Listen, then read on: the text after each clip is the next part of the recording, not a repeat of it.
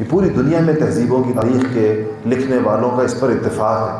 کہ پہلے لوگ طور طریقے چھوڑتے ہیں، آخر میں لوگ دین چھوڑتے ہیں، کوئی بھی دین ہو، آپ کسی بھی کو، صرف اسلام نہیں، آپ ہندوؤں کے ساتھ یہ معاملہ کریں، کچھ عرصے بعد آپ ایک ہندو کو اس کے شاعر سے ہٹا دیں، آپ ایک ہندو کو گوشت کھلانا شروع کر دیں،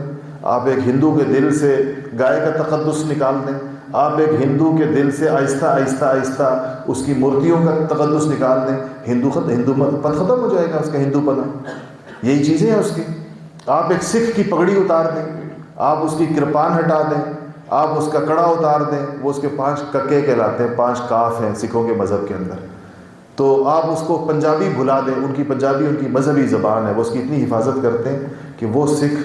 جو 5 نسلوں سے امریکہ اور کینیڈا کے اندر مقیم ہیں، 5ویں نسل وہاں پر ہے، ان کے بچے بھی پنجابی بولتے ہیں اور پنجابی لکھتے ہیں، ان کے باقاعدہ ادارے ہیں پنجابی کی تعلیم، وہ کہتے ہیں پنجابی پر ہمارے دین، وہ جو ان کی گرنتھ ہے گرو نانک کی، وہ ساری پنجابی میں اور وہ گرو مکھی زبان کے اندر لکھی جاتی ہے، دونوں چیزوں کی وہ حفاظت کرتے ہیں، ان کے بچوں کو آتی ہے۔ آپ کبھی کسی کینیڈا کے سکھ کو دیکھ لیں، اسے پوچھیں کہ تم یہاں کب سے ہو، کہے گا میرا پردادا آیا تھا، لیکن بولے گا پنجابی آپ کے ساتھ، اس لیے کہ وہ ان کی مذہبی زبان ہے، اور ان کو پتہ ہے کہ اگر ہم نے اپنی مذہبی زبان سے ناطہ توڑ دیا تو ہمارا دین ختم ہو جائے گا۔ ہماری بھی تو ایک مذہبی زبان ہے، اس کے ساتھ ہمارے تعلق کی نوعیت کیا ہے، اس کے ساتھ ہماری غیرت، ہمیں میں کہتا ہوں ہم کیا صحابہ رضوان اللہ تعالیٰ علیہ مجمعین سے ہم کیا سبق سیکھیں گے، ہمیں سکھوں سے سبق سیکھنے کی ضرورت ہے، ان میں ہم سے زیادہ غیرت ہے اپنے دین کے معاملے کے اندر۔ آپ حیران ہوں گے، چونکہ سکھوں کی پگڑی آپ کو پتہ ہے کیسی، آج ہمارے تعلیمی اداروں کے اندر، یونیورسٹیوں کے اندر، ہمیں خود اسلام آباد کی یونیورسٹی میں مسائل پیش آئے، مسلمان بچوں کو پگڑی پہن کر جانے کی اجازت نہیں، یونیورسٹیوں نے اپنے قوانین میں لکھا ہوا ہے کہ پگڑی کی اجازت نہیں ہے، اور سکھوں نے ابھی 1 سال پہلے خیبر پختونخوا کی صوبائی حکومت سے یہ بل پاس کرایا ہے کہ سکھ موٹر سائیکل چلاتے ہوئے ہیلمٹ نہیں پہنیں گے، اس لیے کہ ہم نے پگڑی پہننی ہوتی ہے، اور پگڑی کے اوپر ہیلمٹ نہیں آتا، تو ہم ہیلمٹ نہیں، ان کو استثناء دیا ہیلمٹ سے کہ آپ لوگ پگڑی پہنتے ہیں، آپ ہیلمٹ نہ پہنیں۔ اتنی غیرت ان کی اپنے دین کے بارے میں موجود ہے، کیونکہ جو چیز انہوں نے کس کو دیکھا پگڑی پہنتے ہوئے؟ گرو نانک کو دیکھا۔ ہم نے بھی سنا علماء سے کہ نبی کریم صلی اللہ علیہ وسلم کا لباس کیا تھا، نبی کریم صلی اللہ علیہ وسلم کیا پہنتے تھے، نبی کریم صلی اللہ علیہ وسلم کا طریقہ کار کیا تھا، ہمارے دل میں کیوں اس کے لیے کوئی حمیت نہیں پیدا ہوئی، کوئی غیرت نہیں پیدا ہوئی؟ ہمیں اس کا الٹا اس معاشرے میں، آپ کے معاشرے میں، آپ مجھے بتائیں اور دل پر ہاتھ رکھ کے بتائیں، ہمارے معاشرے میں داڑھی کا مذاق اڑایا جاتا ہے یا نہیں اڑایا جاتا؟ اور مسلمان اڑاتے ہیں یا نہیں اڑاتے؟ اور ٹوپی کا مذاق اڑاتے ہیں یا نہیں اڑاتے؟ مدرسے کے طلبہ کو تضحیک اور استہزاء کی نگاہوں سے دیکھتے ہیں یا نہیں دیکھتے؟ کوئی اپنے پائنچے اوپر کر دے تو اس کے اوپر سنت کے مطابق، کیونکہ پائنچے اونچے ہونے چاہیے ٹخنوں سے، کوئی پائنچے اوپر کر دے تو اس کے اوپر تان کرنے والے اور تضحیک کرنے والے مسلمانوں کے معاشرے میں کتنے لوگ ہوتے ہیں۔ یہ دینی بے حمیتی اور یہ دینی بے غیرتی ہمیں یہ انگریز سکھا کر گیا۔ کیا انہوں نے شروع کے اندر، انہوں نے ہر لائن سے انہوں نے حریت پسندوں کو نشانہ بنایا، جتنے لوگ، چاہے وہ حریت پسند مسلمان تھے یا ہندو تھے یا سکھ تھے، جو انگریز سے لڑا ہے اور اس کا مقابلہ کیا ہے، انہوں نے اس کو نمونہ عبرت بنانے کی کوشش کی، ان کے لباس کو، ان کی تہذیب کو، ان کے نام کو، ان کی زبان کو، یہ ان کی عادت ہے۔ آپ حیران ہوں گے اگر آپ دنیا کی تاریخ پڑھیں تو یہ جو انگلینڈ ہے، ہمارے مولانا صاحب انگلینڈ سے تشریف لائے ہوئے ہمارے ساتھ موجود ہیں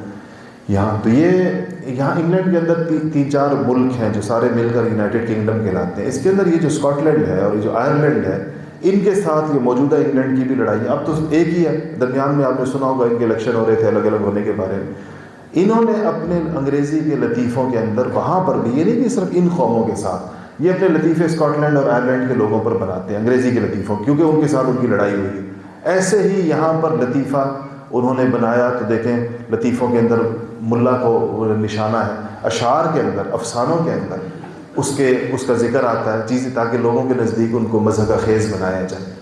تو میرے بھائی اور دوستو، یہ جو 2 چیزیں ہیں، وہ ایک چیز میں نے آپ کو بتائی کہ نظام سے کاٹا، اور دوسری چیز میں نے آپ کو بتائی کہ اپنے طرز زندگی کے اوپر شرمسار کر دی۔ لوگوں کو یہ بتایا کہ تم اگر داڑھی رکھو گے تو برے لگو گے، نہیں رکھو گے تو اچھے لگو گے، رکھو گے تو خوبصورت نہیں لگو گے، اور تمہیں نعوذ باللہ تم جو اپنے آپ کو خود ہی اپنی نگاہوں کے اندر گھٹیا سمجھو گے، اور نہیں رکھو گے تو، اور اگر رکھو گے تو، اور نہیں رکھو گے تو تم بڑے اپ ٹو ڈیٹ، بڑے مسٹر، تم بہت شاندار لگو. اسی طرح لباس کے معاملے میں، اسی طرح کھانے پینے کے معاملوں میں، اسی طرح تعلیم کے اندر ایسے ایسے اسکول ہیں جو یہ نہیں کہ کوئی بہت اعلیٰ ٹیکنالوجی کی تعلیم دیتے ہیں، وہی کہتے ہیں کہ ہم آپ کے بچے کو اچھا انگریز بنائیں گے، ہر لحاظ سے بالکل اصلی انگریز لگے گا. کہتے ہیں وہ فوٹو اسٹیٹ والوں نے لکھا ہوتا ہے کہ اصل سے بہتر فوٹو اسٹیٹ، تو کہتے ہیں کہ اصل سے بھی بہتر انگریز بنائیں گے. لوگ شہروں میں ایک ایک بچے کی 50,000 ہزار 70,000 ہزار مہینے کی فیس دیتے ہیں اس خدمت کے لیے کہ ٹھیک ہے بناؤ ہمارے بچوں کو. ہمارا بچہ کہیں سے دیسی نہیں لگنا چاہیے، یہ نہیں پتہ چلنا چاہیے کہ اس ملک کا ہے. ایسی کوئی اس کو تعلیم دو، ایسے کوئی اس کو تربیت دو، ایسی کوئی اس کو زبان سکھاؤ. تو یہ طریقے مرعوب قوموں کے ہوتے ہیں، اور یہ طریقے ذہنی طور پر شکست خوردہ قوموں کے ہوتے ہیں. مسلمانوں سے اللہ جل شانہ کا جو مطالبہ نبی کریم صلی اللہ علیہ وسلم نے صحابہ کو اپنے دین کے اوپر کھڑا ہونے کا اور اپنے دین کی چیزوں کو سینے سے لگانے کا ایسا اعتماد نصیب فرمایا تھا، ایسا اعتماد نصیب فرمایا تھا. آپ کبھی سیرت کے اندر یہ واقعات پڑھیں جن صحابہ کو نبی کریم صلی اللہ علیہ وسلم نے تنہا اکیلا ایک خط دے کر، کاغذ کا ایک مبارک پرزہ دے کر اس زمانے کی سپر پاورز کے پاس بھیجا، کیسر کے پاس، کسریٰ کے پاس. ایک بندہ، وہ صحابی جس شان کے ساتھ گیا ہے اور جس طریقے سے اس نے کیسر کے ساتھ بات کی ہے، آج اس کا وقت نہیں کہ میں آپ کو وہ سناؤں کہ آپ کو پتہ چلے کہ صحابہ کی نوعیت کیا ہوتی تھی. حالانکہ وہ اپنے زمانے کی اتنی بڑی طاقتیں تھیں کہ آج کا یہ امریکہ اور یہ یعنی آج ہمارے اور امریکہ کے درمیان جو فرق ہے، اس زمانے کے قیصر و کسریٰ کی بادشاہتوں کے مقابلے میں دوسروں کا فرق اس سے سینکڑوں گنا زیادہ تھا. اتنا زیادہ فرق تھا، اور ایسا عجیب و غریب ان کا جاہ و جلال تھا، اور دنیا کے اتنے بڑے بڑے علاقوں پر ان کی حکومتیں تھیں. پوری دنیا انہوں نے بانٹی بھی تھی، آدھی ایک کی تھی، آدھی دوسرے کی تھی. تو اس میں بھی، اور اکیلا صحابی، یہ نہیں کہ ساتھ لوگ ہیں یا کوئی بڑی جماعت ہے یا کوئی 100-200 لوگ ہیں یا کوئی لشکر ساتھ ہے، تنہا جا رہا ہے. اور نبی کریم صلی اللہ علیہ وسلم کا نام مبارک ان کے ہاتھ کے اندر ہے. وہاں جا کر کیسر سے مخاطب ہو کر کہتے ہیں کہ بادشاہ، اگر تم یہ جس شخص کا خط میں آپ کے پاس لے کر آیا ہوں وہ تم سے بدر جہاں بہتر ہے. کیسر کو کہا، اور کہا کہ اگر یہ بات تواضع سے سنو گے، اپنے اس تخت سے نیچے اتر کر تواضع کے ساتھ سنو گے، کیونکہ بڑے آدمی کی بات لے کر آئے ہو، تو فائدہ اٹھاؤ گے. اور اگر تم نے تکبر کے ساتھ یہ بات سنی تو دنیا اور آخرت کے اندر نقصان اٹھاؤ گے. یہ بات کوئی آج جا کر مسلمان چھوٹے حکمرانوں اپنے ایس ایچ او کو بھی نہیں کر سکتا، کسی بے دین ایس ایچ او کو. بیچارے تو مسلمان ہیں ہمارے سارے لوگ، تو ویسے وہ کیسر کو جا کر کہہ رہے ہیں. وجہ کیا ہے؟ اسلام پر اعتماد ہے، اس بات پر یقین ہے کہ نبی کریم صلی اللہ علیہ وسلم نبی برحق ہیں، سید الانبیاء ہیں، ختم المرسلین ہیں، اور بس ان کی لائی ہوئی چیز کے سامنے دنیا کا کوئی اور چراغ نہیں جلے گا. ان کی لائی ہوئی بات کے سامنے کسی اور کی بات نہیں چلے گی، ان کے لائے ہوئے نظام کے سامنے کوئی اور نظام نہیں چلے گا. یہ اس چیز کا یقین صحابہ کو تھا، اور پھر یہ لوگ اسی یقین کو ساتھ لے کر دنیا کے کونے کونے میں جس جگہ گئے. آپ سوچیں، یہ آج جو عرب دنیا کہلاتی ہے، یہ ساری کی ساری عرب تو نہیں تھی. صحابہ کی جماعتیں، مثلا یہ موجودہ شام ہے، یہاں تو عربی نہیں چلتی تھی. یہ موجودہ مصر ہے، یہاں پر عربی نہیں چلتی تھی. یہ افریقہ کے جو ملک ہیں، افریقہ میں کسی ملک کی زبان عربی نہیں تھی. تو آج یہ صومالیہ میں عربی چلتی ہے، سوڈان میں عربی چلتی ہے، مالی میں عربی چلتی ہے، اور موریتانیہ میں عربی چلتی ہے. ان میں سے کوئی ملک بھی عرب ملک نہیں ہے تاریخ کے اعتبار سے. یہ سارے صحابہ کے مسلمان کردہ ممالک ہیں. ان صحابہ سے ان لوگوں کا تاثر اتنا گہرا ہوا کہ اپنی زبانیں چھوڑ کے عربی کو اپنی زبان بنا دی. اب ان کو اپنی زبانیں آتی ہی نہیں صدیوں سے، انہیں معلوم بھی نہیں ان کی پچھلی زبانیں کیا تھی. پورے مصر کے اندر ایک بندہ نہیں ملے گا جو عبرانی بولتا ہو، پوری شام میں کوئی بندہ نہیں ملے گا جو عبرانی جانتا ہو. یہ ان کی زبانیں تھیں. لیکن صحابہ کا لائے ہوا دین اتنا مؤثر تھا، اتنا طاقتور تھا کہ اس نے ان کو ہر وہ نقش جو کفر کا تھا وہ ان کے دل سے مٹا دیا، اور اسلام کے نقش کو ان کے دل پر جما دیا. یہ ان کی محنت کا خلاصہ تھا، اور یہ ان کی محنت کا نتیجہ تھا. اسی چیز کی آج ہمیں بھی ضرورت ہے. ہمارا معاشرہ بھی ہر گزرتے دن کے ساتھ اس جدیدیت کا اور مغربیت کا شکار ہوتا چلا جا رہا ہے. اس مرعوبیت کا اور ذہنی افلاس کا شکار ہوتا چلا جا رہا ہے، بغیر سوچے سمجھے انگریزوں کی تقلید، اور یہ قیامت کی نشانیوں میں سے نبی کریم صلی اللہ علیہ وسلم نے فرمایا کہ تم یہود و نصارہ کی ایسی پیروی کرو گے کہ اگر وہ کسی تنگ سرنگ میں گھسے ہوں گے تم بھی گھسو گے۔ مطلب اس کا ہے کہ وہ کوئی یہ نہیں کہ وہ کوئی کشادہ اور اچھا رستہ ہوگا، وہ تنگ سرنگ ہوگی جس میں انسان پھنسے جا کر، لیکن تم تقلیداً ان کے پیچھے جاؤ گے کہ اگر انگریز کر رہے ہیں یہ کام، کتاب میں احادیث میں انگریز لفظ نہیں، یہود و نصارہ ہے، اہل کتاب ہے، کہ اگر یہ لوگ کر رہے ہیں تو پھر اس کا مطلب ہے اس میں کوئی نہ کوئی خیر ہوگا۔ جیسے آج جتنے بھی آپ فیشن دیکھیں جو معاشرے کے اندر آئے ہیں، ان فیشنوں میں کون سی خیر ہے؟ حتیٰ کہ ان میں تو کوئی خوبصورتی اور جمال بھی نہیں۔ آپ دیکھتے ہیں نوجوانوں کو پھٹی ہوئی پینٹیں پہن کے پھر رہے ہیں، پھٹی ہوئی پینٹ پہننا یہ نہ کوئی شرافت ہے اور نہ کوئی جمال ہے، نہ کوئی خوبصورتی ہے، نہ تزین ہے، نہ تجمل ہے، کچھ بھی نہیں ہے، صرف غلامی۔ انہوں نے پینٹیں پھاڑی، انہوں نے کہا ہم بھی پینٹیں پھاڑ، ہم بھی ایسے۔ آپ حیران ہوں گے، مجھے کسی نے بتایا وہاں اسلام آباد کے اندر ایک بہت مہنگی دکان ہے، تو انہوں نے کہا کہ یہ جو پھٹی ہوئی پینٹیں آپ جس کو کہتے ہیں، بیانات میں مجھے کسی ساتھی نے کہا کہ آپ ذرا کسی کو بھیج کر یہ قیمتیں پتہ کروائیں۔ کہتے ہیں ایک پینٹ 15 ہزار روپے کی، کیوں؟ اس لیے کہ پھٹی ہوئی ہے۔ وہ کوئی طریقہ ہوگا اس کا پھاڑنے کا، کوئی چیز مجھے تو نہیں پتہ، ان لوگوں کو پتہ ہوگا جنہوں نے کچھ نہ کچھ پہنی ہے کبھی، لیکن کوئی اس میں ہوگا کوئی حکمت۔ تو عرض کرنے کی بات یہ کہ عرض کرنے کا مقصد یہ کہ اس میں پھر عقل نہیں کام کرتی انسان کی، انسان کو عقل کے مطابق نہیں چل رہا ہوتا، بس وہ پیروی کر رہا ہوتا ہے، وہ پیچھے چل رہا ہوتا ہے۔ اس سے اپنی قوم کو نکالنے کی شکل کیا ہوگی؟ اس کے لیے سب سے پہلی چیز یہ کہ اس کی وجہ سب سے بڑی جو آئی ہے وہ علوم دینیہ سے انسان محرومی۔ قرآن ہم نہیں پڑھتے، احادیث نہیں پڑھتے، مسائل نہیں معلوم ہوتی، نبی کریم صلی اللہ علیہ وسلم کی حیات مبارکہ کا علم نہیں ہوتا، آپ کا طریقہ تربیت نہیں دیکھا ہوتا۔ نبی کریم صلی اللہ علیہ وسلم نے صحابہ کی تربیت جو فرمائی یہ پوری کی پوری احادیث کے اندر موجود ہے۔ کن کن چیزوں سے منع کیا؟ لباس پر منع فرمایا ہے، لباس کے رنگوں پر۔ ایک صحابی نے ایسے زرد رنگ کے گیروے رنگ کے کپڑے پہنے ہوئے تھے جو راہب پہنتے ہیں، تو نبی کریم صلی اللہ علیہ وسلم نے فرمایا کہ اتار دو یہ لباس۔ تو انہوں نے پوچھا کہ یا رسول اللہ اس کا رنگ، اس زمانے میں کچے رنگ ہوتے تھے، کہ یا رسول اللہ اس کو دھو دوں کہ اس کا رنگ چلا جائے؟ فرمایا لا بل احرقہ، جلا دو اس کو، کہا کیونکہ یہ ایک رنگ کسی، حالانکہ وہ دھلنے سے اس کا رنگ جا سکتا تھا، لیکن صحابی کی تربیت ہو رہی تھی۔ آپ نے فرمایا کہ چونکہ اس رنگ کے کپڑے فلاں مذہب کے مذہبی لوگ ان کا مذہبی شعار ہے، اس چیز کو تم نے پہنا تو ان کے دل سے مکمل اس بات کو نکال دے۔ آپ نے کسی کے سر کے بال دیکھے کہ وہ کسی ایسے، تو باقاعدہ منفر میں حدیث میں آتا ہے کہ نہن نبی صلی اللہ علیہ وسلم عن القص، ایک بالوں کا خاص طریقہ تھا، لوگ کاٹتے تھے، آپ نے اس سے منع فرمایا۔ اس پر جس پر آپ نے اہل کتاب کی، مشرکین کی، یہود و نصارہ کی مشابہتوں سے منع فرمایا ہے، پورے رسائل علماء نے تصنیف کیے ان حدیث پر مشتمل۔ اب آپ دیکھیں نا، روزے تک میں مشابہت ہے، روزہ کتنا اچھا کام ہے، لیکن آپ نے فرمایا کہ عاشورہ کا روزہ چونکہ اہل کتاب بھی رکھتے تھے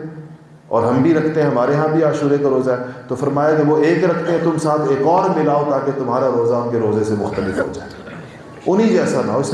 لیے آپ نے علماء سے مسئلہ سنا ہوگا کہ عاشورہ میں جو آپ روزہ رکھتے ہیں تو یا تو ساتھ 9 کا ملاتے ہیں اور یا ساتھ 11 کا ملاتے ہیں، صرف 10 کا نہیں رکھتے، کیونکہ وہ اہل کتاب بھی رکھتے تھے 10 کا۔ اتنی تلقین ہے تفصیل کے ساتھ ان سے اپنے معاملات کو جدا کرنے کی۔ تو یہ اس میں پہلی چیز جس کی ہم کو ضرورت ہے وہ یہ کہ ہم دینی تعلیم، قرآن و سنت کی تعلیم، تاکہ ہمیں مزاج شریعت معلوم ہو، وہ ہمیں قرآن سے معلوم ہوگا، وہ ہمیں حدیث سے معلوم ہوگا، وہ ہمیں فقہ سے معلوم ہوگا کہ مزاج شریعت کیا ہے، ہمیں چلنا کس چیز کے اوپر، اور مسائل کیا ہیں، جائز کیا ہے، ناجائز کیا ہے، یہ چیز ہمیں معلوم ہونی چاہیے۔ اور دوسری چیز جس کے لیے ہم نے یہ سارا سفر کیا ہے، میں آپ کو اس کی طرف بھی اشارہ کر دوں، اور پھر انشاءاللہ یہاں ہمارے یہ حضرات انشاءاللہ آپ کے لیے اس کی ترتیب بنائیں گے، یہ علماء یہاں آپ کے لیے اس کا پورا نظم بنائیں گے، وہ یہ کہ نبی کریم صلی اللہ علیہ وسلم کی حیات مبارکہ پڑھیں، اول سے لے کر آخر تک، ایک ایک دن اور ایک رات آپ کی مبارک زندگی کا کیسے گزرا، جس کو سیرت طیبہ کہا جاتا ہے، سیرت مبارکہ جس کو کہا جاتا ہے۔ یہ بڑا آسان سا مضمون ہے کہ کیسے نبی کریم صلی اللہ علیہ وسلم کے شب و روز گزرے، ایک ایک دن زندگی کا، ایک ایک سال زندگی کا، مکہ مکرمہ کی زندگی کیسے گزری، مدینہ منورہ کی زندگی کیسے گزری، ہجرت کیسے فرمائی، معراج کیسے ہوئی، طائف کیسے جانا ہوا، بدر میں کیا ہوا، احد میں کیا ہوا، خندق میں کیا ہوا، فتح مکہ پر کیا ہوا، حنین میں کیا ہوا، تبوک میں کیا ہوا، موتا میں کیا ہوا، یہ چیزیں یہ جو سامنے چھوٹے بچے بیٹھے اس عمر کے ہی بچوں کے پڑھنے کی اور ان کے سمجھنے کی، ان کو سمجھ میں آئیں گی، یہ ان کو بھی آپ پڑھائیں گے، آپ تو پھر ماشاءاللہ بڑے، لیکن آپ صحیح بتائیں گے جو نام عنوانات حجۃ الوداع ہے اور یہ سارے میں آپ اس بارے میں ہماری معلومات کتنی ہوتی، کتنا بڑا مارکہ ہے بدر کا۔ اللہ تعالیٰ نے قرآن میں اس کو یوم الفرقان کہا ہے کہ یہ دن ہے کہ کفر اور اسلام الگ الگ ہو گئے آپس میں۔ آج ہم عام مسلمانوں سے کہیں کہ کھڑے ہو بدر کے بارے میں بتاؤ تمہیں کیا پتہ، کتنی معلومات ہیں بدر کے بارے میں، تو آپ بتائیں کہ عام مسلمان 2 منٹ اتنے بڑے مارکے پر گفتگو نہیں کر سکتا، اور کسی فلم کے بارے میں پوچھو تو 1 گھنٹے کی تقریر کر سکتا ہے اس کو، کسی ڈرامے اور افسانے کے بارے میں پوچھو چلتی ہوئی چیز کے، اس کے اوپر وہ گھنٹوں بتا سکتا ہے آپ کو، بدر نہیں بتا سکتا آپ کو، احد نہیں بتا سکتا، خندق نہیں بتا سکتا، فتح مکہ جیسا واقعہ، نبی کریم صلی اللہ علیہ وسلم اپنے 10,000 جانثاروں کے ساتھ اس بستی میں پھر واپس داخل ہو رہے ہیں جہاں سے ان کو 8 سال پہلے ان کے لیے نکلنے کی صورت بنا دی گئی تھی۔ کیسا تاریخی واقعہ ہے، دیکھنے والوں کی حضرت ابو سفیان رضی اللہ تعالیٰ عنہ اسی موقع پر مسلمان ہوئے، کھڑے یہ منظر جو دیکھا کہ 10,000 جانثاروں کے جلوں میں رسول اللہ صلی اللہ علیہ وسلم مکہ میں داخل ہو رہے ہیں، تو حضرت عباس سے کہنے لگے عباس تیرے بھتیجے کو اللہ پاک نے کس شان سے نوازا ہے۔ حضرت حضرت عباس نے کہا کہ ابو سفیان یہ شان ہے مگر یہ بادشاہوں والی شان نہیں، یہ نبیوں والی شان ہے، کہ نبیوں والی شان سے نوازا ہے رسول اللہ کو۔ آج اس شان کا جو منظر ہے فتح مکہ کا، اس سے ہم کتنے واقف ہیں، کتنا جانتے ہیں اس کو۔ ایسے ہی ایک ایک چیز آپ اٹھائیں تو یہ ہماری جو ناواقفیت ہے، اس وجہ سے پھر ہمیں دین کے صحیح نقشہ ہماری آنکھوں کے سامنے نہیں ہوتا، ہمیں نہیں پتہ چلتا کہ یہ کیا ہوا، یہ اسلام کیسے آیا، یہ 23 سال کیسے گزرے نبوت کے، یہ صحابہ کرام کی پاکیزہ ترین جماعت یہ کیسے تیار ہوئی صرف 23 سال کے عرصے کے اندر، اور یہ بھی 23 سال سب کو تھوڑی ملے۔ اتنے بڑے صحابی ہیں سعد ابن معاذ رضی اللہ تعالیٰ عنہ، سعد ابن معاذ، ان کو صدیق الانصار کہتے ہیں جیسے مہاجرین میں صدیق اکبر تھے ابوبکر صدیق، تو اگر سب سے افضل سارے ہی صحابہ میں افضل تاکہ انصار میں کوئی صدیق ہوتا تو سعد ابن معاذ ہوتے۔ کل 5 سال ملے اسلام لانے کے بعد حضور کے ساتھ، 5 سال حضور کی تشریف آوری سے چند مہینے پہلے مسلمان ہوئے اور حضور تشریف لائے، اور خندق کے بعد بنو قریظہ کے غزوے کے جس دن فیصلہ ہوا ہے اسی کے بعد حضرت سعد ابن معاذ کی شہادت ہوئی ہے۔ یہ سارے کے سارے 5 سال بنتے ہیں۔ 5 سال میں اتنی ترقی فرمائی کہ جب سعد کو قبر کے اندر نبی کریم صلی اللہ علیہ وسلم نے خود بنفس نفیس اتارا تو فرمایا کہ آج سعد کی موت پہ اللہ کا عرش ہل گیا ہے، عرش ہے، کہا کہ اللہ کا عرش کسی کے مرنے سے نہیں ہلتا، کہا سعد کی موت نے اللہ کے عرش کو ہلایا۔ اس درجے کے لوگ 5-6 سال میں تیار ہوئے رسول اللہ صلی اللہ علیہ وسلم کی صحبت کی برکت سے، نبی کریم صلی اللہ علیہ وسلم کی تربیت کی برکت سے۔ وہ سارے طریقے تربیت، وہ سارا جو نبی کریم صلی اللہ علیہ وسلم کا طریقہ تھا وہ سیرت کی کتابوں کے اندر محفوظ ہے۔ صحابہ کی تربیت کیسے ہوئی، ایک ایک صحابی کیسے تیار ہوا، ایک ایک صحابی کے ساتھ حضور کا معاملہ کیا ہوا، یہ آج موجود ہے لیکن ہم پڑھتے نہیں، موجود ہے لیکن ہم وہ اس کی طرف جاتے نہیں۔ اس کے لیے ہم نے یہ کہا اور یہ عرض کیا کہ یہاں پر جگہ جگہ آپ کے پورے بہاول نگر کے اندر سیرت کے حلقے قائم کیے جائیں، اور یہ حضرات علماء انشاءاللہ آپ کو بتائیں گے ترتیب سے اور تفصیل کے ساتھ۔ نبی کریم صلی اللہ علیہ وسلم کی پیدائش نہیں، آپ کے جد امجد حضرت سیدنا ابراہیم علیہ نبینا وعلیہ الصلوۃ والسلام جو معمار کعبہ ہیں، جنہوں نے خانہ کعبہ کو بنایا، ان سے لے کر اور نبی کریم صلی اللہ علیہ وسلم تک، اور پھر نبی کریم صلی اللہ علیہ وسلم کی ان کی پوری حیات، آپ جس دن آپ دنیا سے آپ نے پردہ فرمایا اس دن تک، اور جس دن آپ کے پہلے جانشین خلیفہ بلا فصل کائنات کے انبیاء کے بعد افضل ترین انسان سیدنا ابوبکر صدیق رضی اللہ تعالیٰ عنہ جس دن وہ منصب خلافت کے اوپر پہلے دن سے لے کر حضور کے آخری تربیت یافتہ فرد سیدنا امیر معاویہ رضی اللہ تعالیٰ عنہ کے دور خلافت کے آخری دن تک، یہ وہ تاریخ ہے جو آپ کو پڑھنی چاہیے، یہ وہ دور ہے جس سے آپ کو معلوم ہونا چاہیے کہ کیا ہوا اس سارے عرصے کے اندر، اور یہ کیسے لوگ تھے اور کس درجے کے لوگ تھے۔ اس کے لیے انشاءاللہ یہاں آپ کے ہاں اللہ نے چاہا تو جگہ جگہ انشاءاللہ سیرت کے حلقے قائم ہوں گے، اور آپ انشاءاللہ سارے لوگ اس بات کی نیت کرتے ہیں کہ ان حلقوں میں ہفتے میں 2 گھنٹے دیں گے انشاءاللہ۔ سب کی اس کے اوپر نیت ہے کہ 2 گھنٹے ایک ہفتے کے اندر یہ پڑھیں گے انشاءاللہ۔ اللہ تعالیٰ آپ کو جزائے خیر دے، وآخر دعوانا الحمدللہ رب العالمین۔ مختصر سا ذکر ہوگا، اس کے بعد دعا ہوگی۔